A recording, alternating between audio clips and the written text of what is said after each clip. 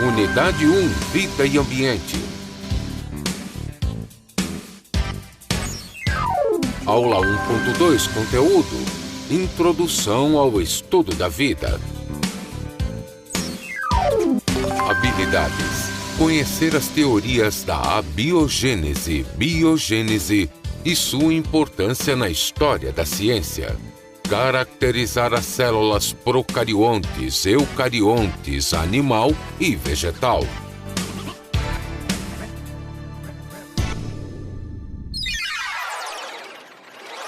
Muito bem, estamos de volta para dar continuidade aí à nossa aula, né? Que a gente já viu aí bastante conteúdo ali na primeira aula. A gente falou ali um pouco sobre os ramos da biologia, né? A gente conheceu essa ciência aí que a gente vai estudar ao longo do nosso componente. Aí a gente teve o nosso intervalo, tomamos uma aguinha, descansamos um pouco para agora voltar com todo o gás aí para dar continuação à nossa aula. Então a gente vai ver ainda outros conceitos relacionados com essa ciência, mas antes a gente relembra aí o que foi trabalhado na nossa aula anterior, na nossa revisão. Então olha aí, a professora Gisele trouxe para a gente as características gerais dos seres vivos, né? O que a gente estudou aí falando sobre eles? A gente viu, né, que para um organismo ser considerado, né, um ser vivo, para determinado ser considerado vivo, né, como diz aí o seu nome, é preciso observar algumas características, né, que são elas: a organização geral, no caso a organização celular, né, de que forma as suas células estão organizadas, quais os componentes que ela possui e qual a função deles. E também o seu metabolismo, né, que é o funcionamento ali desse organismo, a produção de energia, né, como ele converte os nutrientes que ele se alimenta, como que ele converte esses nutrientes em energia. Tudo isso está relacionado com o metabolismo. Essa palavra aí, metabolismo, ó, meta quer dizer transformação, né? Então está fazendo a transformação ali do nutriente para servir de alimento e gerar energia. Também é preciso observar ali a sua nutrição, né, a forma com que ele obtém o seu alimento, a sua reprodução, se ela é sexuada ou assexuada, e como ele reage aos estímulos do meio ambiente, né? Ou seja, de que forma que ele vai interagir com os estímulos que o ambiente vai estar oferecendo ali para ele, certo? Se ele vai se defender, se ele vai atacar, tudo isso faz parte da reação a esses estímulos.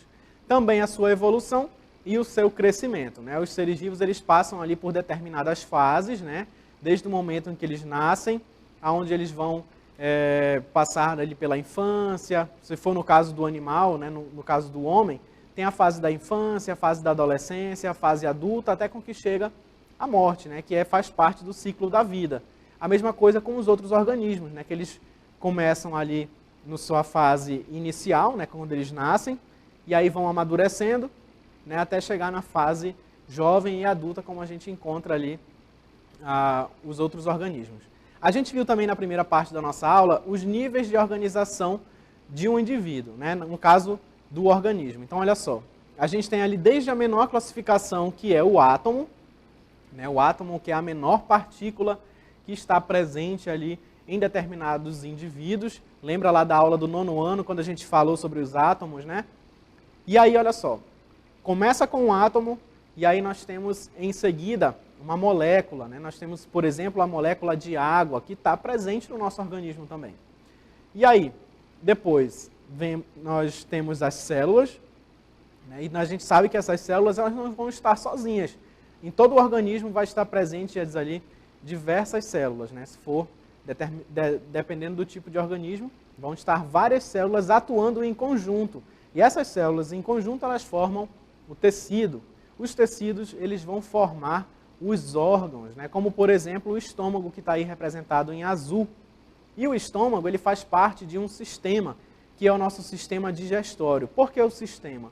Porque ele vai atuar sempre em conjunto com outros órgãos.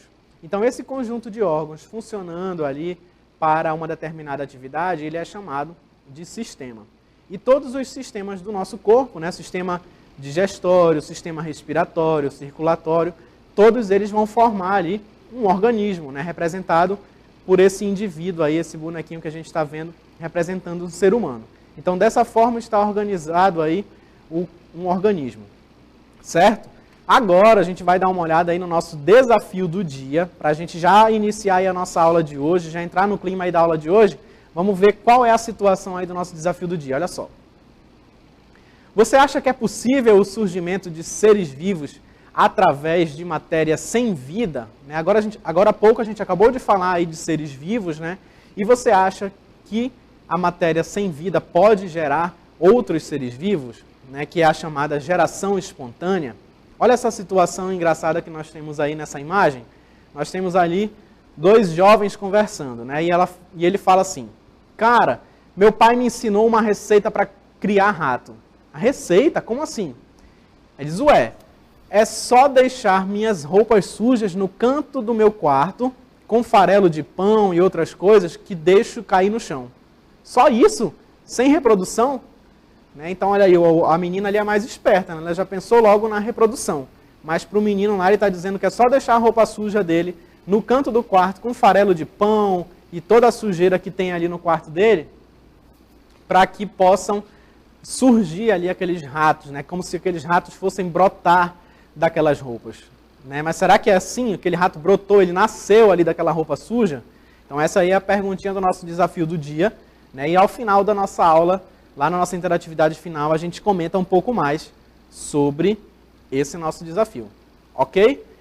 Muito bem. Então na nossa aula de agora, a gente vai falar aí um pouco, né, sobre justamente essa geração espontânea, né, sobre o surgimento da vida, quais as teorias que estão relacionadas aí com esse surgimento da vida. Né? Porque o homem sempre teve essa curiosidade, né, de saber de como surgiu ali a vida, o primeiro ser vivo que apareceu ali no planeta Terra.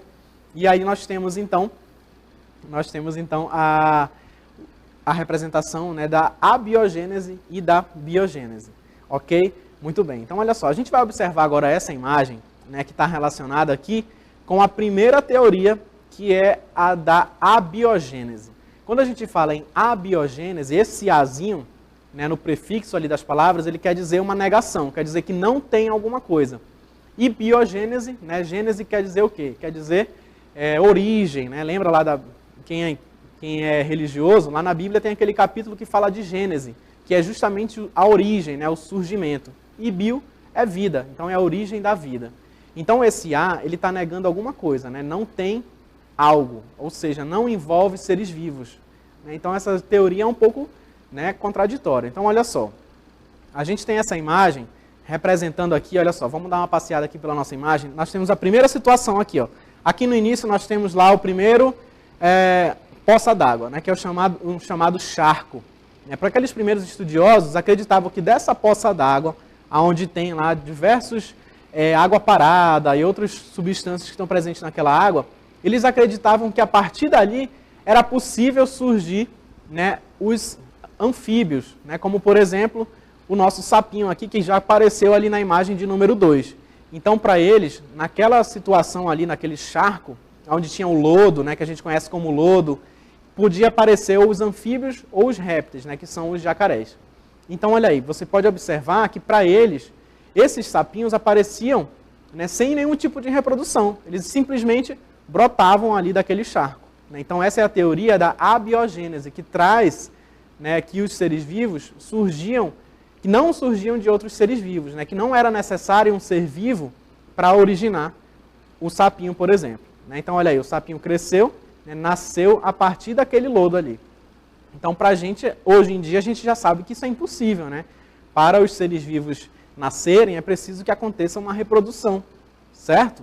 Então, olha aí, acreditava-se que os sapos, as cobras e os crocodilos podiam surgir pela transformação do lodo que estava presente nesse charco.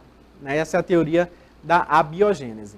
E aí surgiram outros estudiosos, outros cientistas, né, que não se conformavam com essa teoria e eles propuseram ali, a partir de experimentos, outra teoria. Vamos ver aí na nossa próxima imagem, né, que é agora, olha só, nós já vamos falar agora um pouco da teoria da biogênese, né, que é o surgimento da vida a partir de outro ser vivo.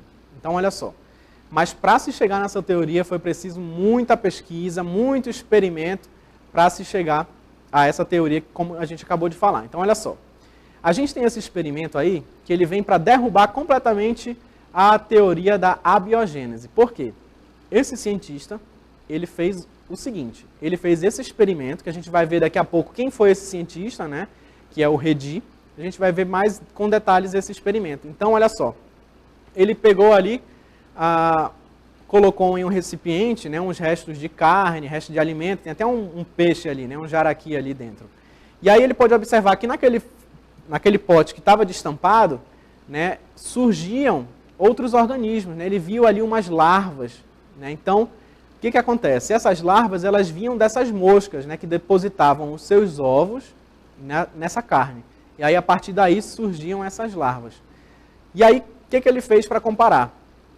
E aí, olha só, ele pegou um outro pote, tampou ali com uma gaze, e ele viu que aonde estava tampado, a mosca não tinha acesso àquela carne. Então, ela não ia poder colocar seus ovos ali.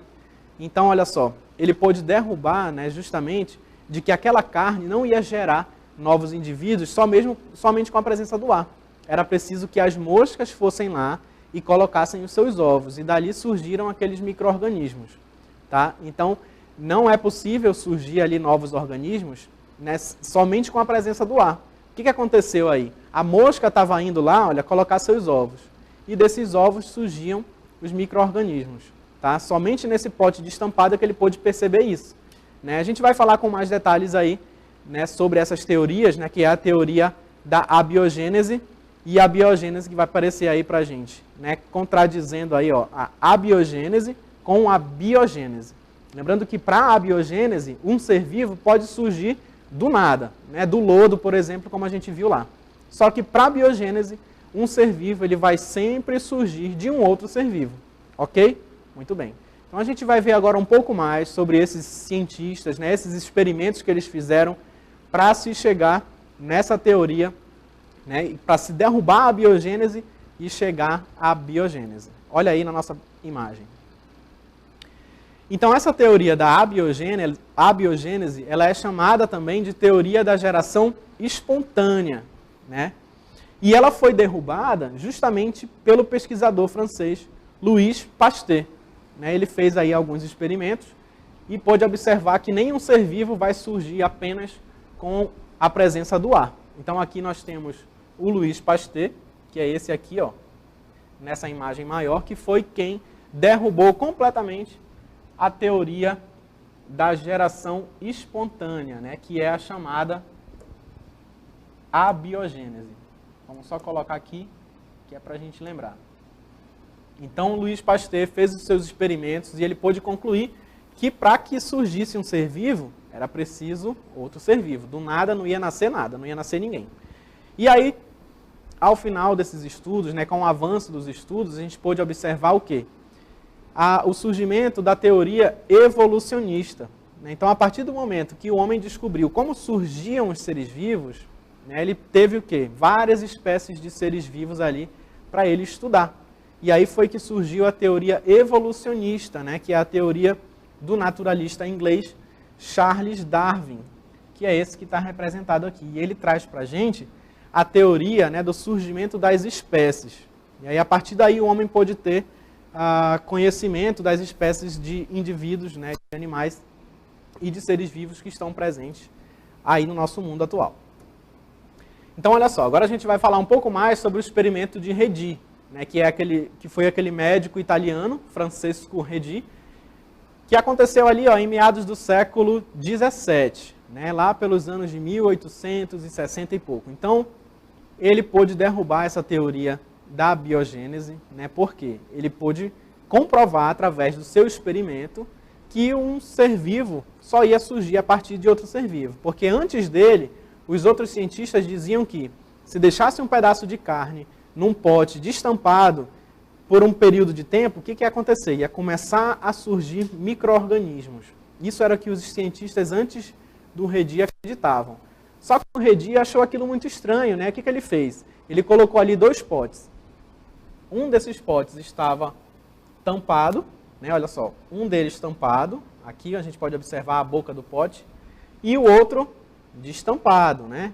Esse destampado, ele permite aí a entrada tanto de ar, né, quanto de seres vivos. E qual foi o ser vivo que entrou aí nesse pote? A mosca. Então, olha aí, essa mosca, quando ela pousava nessa carne ou nesse peixe, ela depositava os seus ovos, né? A mosca depositava os ovos na carne e a servia ali de criadouro. E a partir desses ovos eclodiam as suas larvas, né? Que são esses micro-organismos que a gente observa aqui na nossa imagem, né? Olha só, essas larvinhas que a gente está observando aqui. Todas elas são larvas de mosca, né? Então, a partir daí, a partir da mosca que pôde surgir esse micro-organismo. No pote que ele deixou tampado, a mosca não tinha acesso, ela não conseguia entrar nesse pote e não ia depositar os seus ovos nessa carne. Então, a partir daí, desse pote tampado, ele pôde ver que a vida não ia surgir assim do nada, né? Era preciso um ser vivo para originar outros seres vivos. E aí, olha só, então essa teoria da geração espontânea, ela voltou a ser utilizada para explicar a origem dos seres microscópicos, né, que eles foram descobertos ali em meados do século XVII pelo holandês Antonie van Leeuwenhoek. Deve ser assim a pronúncia dele, né, alemão, aliás, holandês, não sei, mas vamos só focar aqui na teoria dele, né, que é a teoria da geração espontânea, que ela ela teve a sua utilidade, né, para explicar a origem dos seres microscópicos. Olha só, a partir daí puderam observar que existiam micro-organismos de diversos tamanhos, né, de diversos formatos, como a gente observa aqui na figura A, né, nós temos aqui na figura E esses mais arredondados, né, e outros alongados, como a gente observa aqui na nossa figura F. Então, existem diversos tipos de micro-organismos, né? Olha aí, a teoria da geração espontânea ela voltou a ser utilizada para explicar a origem desses seres vivos aí, tá? Aí, como eu falei, até chegar no experimento de Redi, tivemos ali vários cientistas, né, que foram estudando, fazendo seu experimento e dizendo que, não, se eu colocar um pote com um caldo de carne, naquele pote ali vai nascer, do nada vai surgir ali um indivíduo. Então, antes daquele experimento que a gente viu do Redi, muitos outros cientistas acreditavam que a vida surgia dessa maneira, né? Então, vamos observar agora nessa nossa imagem, na próxima imagem, a gente vai observar aí o experimento do Joblot, né? E o Joblot, ele dizia, né, o quê? O que ele fez aí, ó? Um caldo nutritivo previamente fervido. Esse caldo nutritivo, que era um caldo de carne, vamos dizer assim, né? Cozinhou ali uma carne e pegou esse caldo, né, e deixou ali descansando. E aí o que ele queria observar com isso? Né? Que os micro-organismos surgiam a partir de sementes, né? Ele dizia que eram sementes provenientes do ar e não espontaneamente. Por espontaneamente a gente quer dizer, ó, de que surgiria do nada, né? Sem nenhum motivo aparente. Então, para o Joblot, ele achava que era preciso essas sementes que estavam presentes onde? No ar. Né? Então, ele achava que aqui no ar existiam algumas sementes que, em contato com esse caldo nutritivo, né, que a gente pode observar aqui na imagem, olha, em contato com esse caldo nutritivo, originavam ali alguns seres vivos. Né? E aí, o que ele fez? Ele tampou um desses frascos, né? Ele colocou uma tampa e ele observou o quê? Né? Que esse não ia ter contato com o ar. E aí não tinha contato com essas sementes que estavam presentes no ar. Então não tinha como nascer, como surgir ali esses seres vivos. Né? Então esse que estava em contato direto com o ar, né? O ar depositava essas sementes, que era o que ele acreditava, depositava essas sementes nesse caldo nutritivo e a partir daí surgiam os micro-organismos. Esse aí era o experimento de Joblot. Mas aí apareceram outros novos cientistas aí, que era o Needham, né, e o Spallanzani. E aí, olha só, primeiro o Needham, que é o John Needham, ele também acreditava na geração espontânea, né, que para ele o ser vivo ia surgir ali do nada. O que ele fez? Ele pegou esse caldo nutritivo e ferveu por 30 minutos. Né? Aqui a gente tem o primeiro pote, aliás, o primeiro frasco, ele está fervendo, olha aqui o fogo, né? Está fervendo ali por 30 minutos. Ele acreditava que esse tempo era suficiente para matar qualquer micro-organismo que tivesse presente ali naquele caldo antes disso. Né? E aí o que ele fez? Esse caldo, ele colocou no recipiente e ferveu por 30 minutos e vedou com uma rolha. Né? Então, olha só, o que aconteceu? Ele deixou ali em observação, né, esse frasco, e aí ele pode observar que surgiram alguns micro-organismos. Está vendo esses pontinhos marrons aí na imagem? Né? São os micro-organismos que ele acreditava que surgiu mesmo com o frasco tampado. E aí o que aconteceu? Veio lá o Spallanzani, né, que depois dele veio desmentir todo esse experimento dele. E aí ele trouxe o experimento, outro experimento, que é o experimento do Lázaro Spallanzani. O que ele fez? Ele pegou esse caldo nutritivo, ferveu novamente. Aqui nós temos essa primeira imagem. Ó. Ele ferveu esse caldo nutritivo de novo, tampou com a rolha, e o que ele observou? Surgiram micro-organismos, né? Como o Needham tinha proposto. E aí o que ele fez? O Spallanzani ele veio para lacrar. E aí ele lacrou a tampa desse frasco. Ele aqueceu a tampa do frasco, né, e vedou completamente, ficou completamente lacrado. Não teve contato nenhum com o ar. Porque ele acreditava que essa rolha ela ainda permitia a passagem de ar, né, lá no experimento do Needham. E aí ele vedou completamente a boca desse frasco e ele pôde observar o quê? Olha só, no final do experimento não tinha nenhum micro-organismo, porque ele vedou completamente esse frasco. Né? Ele não permitiu que o frasco tivesse contato com o ar, porque ele acreditava que o cientista anterior tinha feito ali uma tampa meia boca, né, que ainda deixava um contato com o ar. Para comprovar isso, o que ele fez? Esse mesmo caldo, ele tirou ali o lacre, né, que ele colocou ali no recipiente, e ele pôde ver que originava micro-organismos. Então ele acreditava que o cientista anterior, que era o Needham, não tinha vedado corretamente a tampa ali desse recipiente, né? Porque se ele fechasse completamente, esse caldo nutritivo que a gente está observando, ele não ia ter nenhum contato com o ar. E a partir daí não ia surgir mesmo nenhum ser vivo. E aí nós temos o experimento do Louis Pasteur, né, que vem para fazer aí a derrubada da abiogênese, né? Vem derrubar completamente essa teoria da geração espontânea. Por quê? Olha só, ele pegou esse caldo nutritivo, né, colocou ali no recipiente, ferveu de novo, mas o que ele fez? Ele colocou aqui uma canaleta, vamos dizer assim, nessa parte superior do frasco, né? Ele aqueceu ali e colocou essa canaleta onde permitia ainda a passagem do ar. Né? Então, olha só, ele entortou, vamos dizer assim, essa passagem, e aí o que acontecia? O ar entrava por aí, ó. O ar continuava entrando.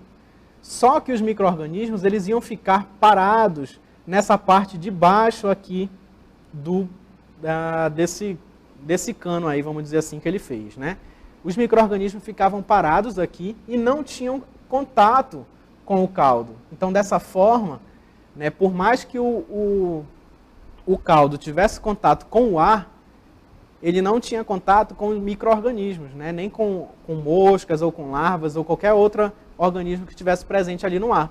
Então, o caldo não tendo contato com o ser vivo, ele não tem como gerar ali novos indivíduos, certo? Então, nós temos aí a teoria de Louis Pasteur para derrubar completamente aí a teoria da abiogênese e propor, então, a biogênese, né, que é a teoria que fala sobre a origem da vida. Lembra?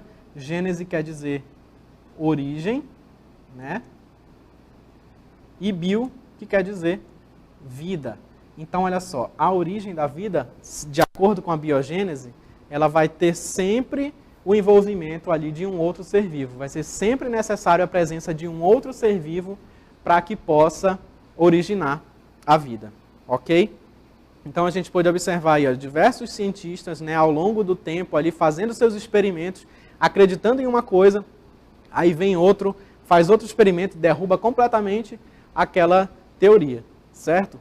E nessa época, os recursos que eles tinham eram os mais primitivos, né? A gente viu ali aqueles potes de vidro que eles tampavam com gaze, o outro aquecia ali aqueles frascos, né? Entortava ali a sua canaleta, mas para eles aquela era a tecnologia mais avançada, né? E não tinha microscópio para visualizar ali os organismos, né? Só com o avanço ali do tempo, dos estudos e da tecnologia, é que a gente pôde observar a presença, né, dos microscópios, né, que a gente até viu na aula anterior, falando ali da citologia, né, que é a ciência que estuda as células. Então, olha só, com o avanço da ciência e da tecnologia foi que pôde surgir os primeiros microscópios, né, onde foram propostos ali por alguns cientistas, tá? Que é a chamada teoria celular, né? A partir daí que ele traz a microscopia, onde ele consegue observar esses micro-organismos com mais detalhe, né? Porque muitos deles vão ser invisíveis a olho nu. A gente não consegue visualizar sem o auxílio do microscópio. Então, o que era preciso? Era preciso um equipamento mais potente para dar uma certa potência ali para os nossos olhos, né? Para que ele conseguisse visualizar mais nitidamente outros micro-organismos, né? Que são os seres microscópicos. Por isso que eles são chamados seres microscópicos, que a gente não consegue visualizar a olho nu. Então vamos observar um pouquinho mais aí da teoria celular. Então olha só, nós temos aí, lá em 1666, o estudioso ali, Robert Hooke, ele propôs ali o surgimento do microscópio, né? Ele começou a desenvolver um equipamento que ele conseguisse observar ali esses determinados micro-organismos. E aí nós temos, em 1675, nós temos o primeiro microscópio, né, os primeiros ainda sendo utilizados para observar esses micro-organismos. Então, olha só, para alguns cientistas, né, o que era a teoria, de acordo com a teoria celular, que foi quando eles passaram a observar as células, né? Então, o que era a célula para eles? A unidade estrutural dos seres vivos, né? E a unidade funcional também desses seres vivos. Então, olha aí. E toda célula provém, por divisão, de outra célula pré-existente. Então, olha só, com o avanço da ciência, aí, da tecnologia, olha só, o Hooke já propondo o seu microscópio, facilitando essa visualização das células, e a gente pôde ter esse conhecimento que nós temos hoje, né, das células, tanto animal quanto vegetal. Então, olha só, a teoria celular foi criada por Matthias Schinden e Theodor Schwann, e afirma que todos os seres vivos são formados por células. O estabelecimento da teoria celular foi possível graças ao desenvolvimento de quem? Da microscopia, né, que são aqui esses estudos relacionados com os micro-organismos e os microscópios. E aí a gente tem o primeiro microscópio, né, aquele mais rudimentar, aquele bem básico, né, foi o primeiro microscópio proposto ali por Robert Hooke, né, onde ele observou alguns filamentos aqui da cortiça, né? A cortiça, que é aquele material onde fazem as rolhas, né, de garrafas, aquele material onde tem aquele quadro de cortiça. Ele tirou uma fina camada e pôde observar que a cortiça era formada por vários espaços, né, que seria justamente o local das células vegetal. Certo? Muito bem. Então, olha aí, a versão moderna da teoria celular tem como fundamentos: todos os seres vivos são constituídos por células, né? As atividades essenciais que caracterizam a vida ocorrem no interior das células. Então, com todo esse estudo aí da teoria celular, o que aquela teoria celular vem dizer para a gente? Que existe uma unidade funcional no organismo, que são as células. É dentro das células que acontece ali todo o metabolismo, todas as atividades que o organismo precisa. Então, olha aí, a versão mais moderna dessa teoria celular, ela trouxe aí esses fundamentos, né? Também as atividades essenciais que caracterizam a vida ocorrem no interior das células. Novas células se formam pela divisão de células pré-existentes através da divisão celular. E a célula é a menor unidade da vida, né? Essa é a primeira informação que eles trazem aí com o estudo da teoria celular, de que um organismo, né, é formado por uma célula. E essa é justamente a menor unidade e é a unidade funcional do ser vivo. Ok? E aí, olha só, com o avanço desses estudos, surgiu o estudo, né, surgiu a citologia, que é justamente a ciência que faz o estudo da célula. Tá? Cito quer dizer aí célula, tá? E logia, como a gente sabe, é estudo. Então, com a citologia foi possível observar que os seres vivos eles eram diferentes de acordo com a quantidade de células que ele possui, né, e como o seu núcleo está formado. Então, olha só, ele pôde observar que existiam seres vivos procariontes, olha aqui, seres vivos procariontes, que são aqueles que, isso aqui vocês vão lembrar lá do nosso 7º, 9º ano que a gente estudou sobre os seres procariontes, né? Então, olha só, para a gente relembrar aqui, os seres procariontes são aqueles que não têm carioteca. E o que é a carioteca? É aquela membrana que protege o seu núcleo. Então, olha só, como exemplo, nós temos as bactérias, né? Aqui, ó, as bactérias e as cianobactérias. Aqui na imagem, a gente tem uma bactéria que é formada por uma única célula e o seu núcleo não possui essa carioteca, né? Que é uma membrana que vai proteger o núcleo. O seu material genético ele vai estar todo espalhado dentro da célula, como a gente pode observar aqui que eu estou circulando de vermelho. Parece um monte de fio amarelo embolado dentro da célula, mas na verdade é o material genético da bactéria. E aí também nós temos os seres eucariontes, olha só. Aqui nós temos os seres eucariontes, que são aqueles que possuem carioteca. E aí eles têm aquela membrana que protege e envolve ali o seu núcleo. Como eu vou circular aqui de amarelo, olha, aqui está o núcleo. Dentro do núcleo estão os DNAs, né, ou RNA da célula. Vamos escrever aqui, ó, o DNA. E todo esse material genético ele vai estar protegido por uma membrana, que é a carioteca, ó, que eu estou marcando aqui de amarelo.